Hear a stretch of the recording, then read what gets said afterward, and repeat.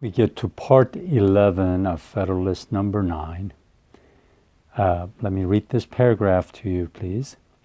A distinction more subtle than accurate has been raised between a confederacy and a consolidation of the states.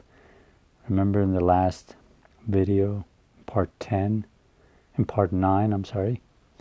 I said they use these words consolidation, confederation, federation, national. Just pay attention to that, because he highlights confederacy and consolidation because he's trying to tell the readers that our critics are saying that we are trying to consolidate the system. As you remember, I said anytime he uses the word consolidation, there's a negative meaning to it. It means just getting all the power in the center, in the hands of a few, and taking the power away from the states. So he says that our critics are playing this game. They're saying we are trying to consolidate power with this new constitution. The essential characteristic of the first is said to be the restriction of its authority to the members in their collective capacities without reaching to the individual of whom they're composed. It is contended that the National Council ought to have no concern with any object of internal administration. When he says the essential characteristic of the first, he says the essential characteristics of a confederacy is such that they want limited power in the central government with all the power left with the state. So they pretty much don't want the central government to have anything to say to the individual that's in that state. If you have anything to say it to the government of the state, and we will decide what to do. Remember, one of the reasons they wrote this constitution is because during the war, every time they needed money or soldiers, they had to make a requisition to the state government. Requisition, make a request. And state governments, most of the time, either didn't give them enough money or didn't send them the militia soldiers at the right time, in the right numbers. There was always a problem. So Hamilton is gradually getting to a point, says, well, we're not crazy. We've already seen the problem. We saw how it works. And you want us to go back to the same thing? You want us to go back to begging the state governments to send the central government aid, money, help? But he turns around and says, just because we say we don't agree with this form of confederacy, it doesn't mean we want to consolidate power. So he's got his Publius, Hamilton, Madison, and Jay, in describing this constitution, explaining federalism, they got their works cut out for them. They've got an important task ahead of them, a hard one, is to say, we don't want the confederacy because it's weak,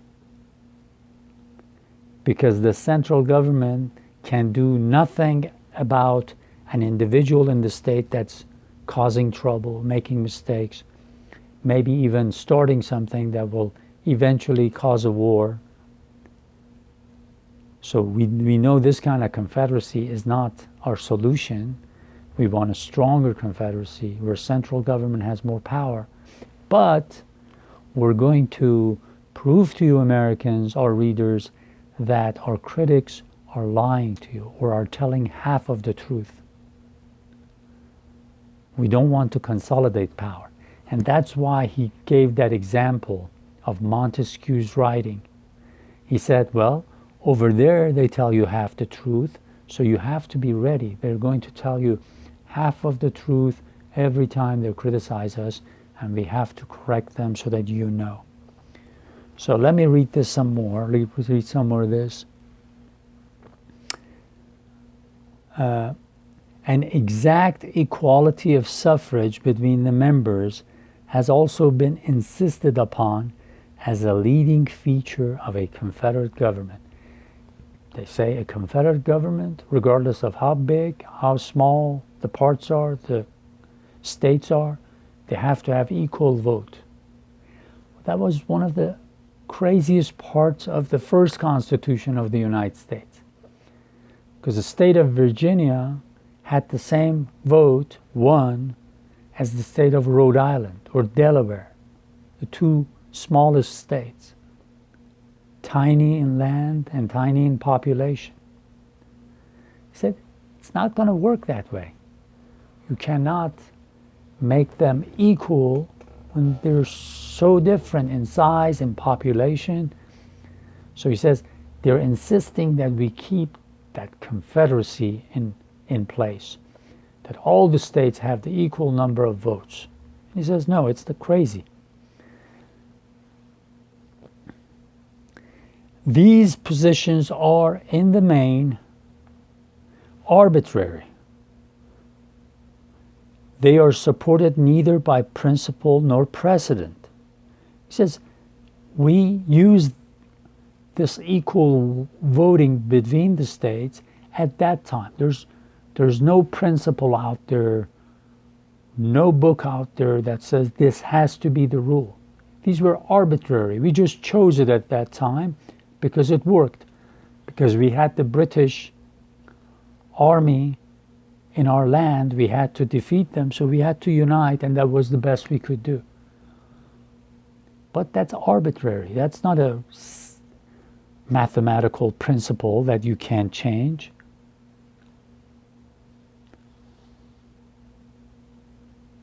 And precedent means something that's been done in the past and everybody has almost come to agree to it. It says it's not a precedent. It's not something that for thousands of years has been accepted.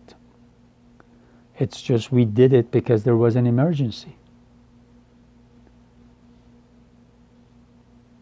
It has indeed happened that governments of this kind have generally operated in a manner which the distinction taken notice of supposes to be inherent in their nature,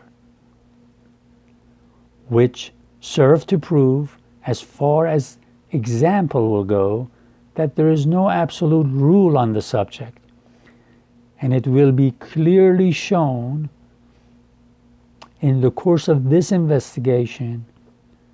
We will show you during the writings of these papers what we put forward, and it will be clearly shown in the course of this investigation, means our discussion, our Federalist Papers, that as far as the principle contended for has prevailed, it has been the cause of incurable disorder and imbecility in the government.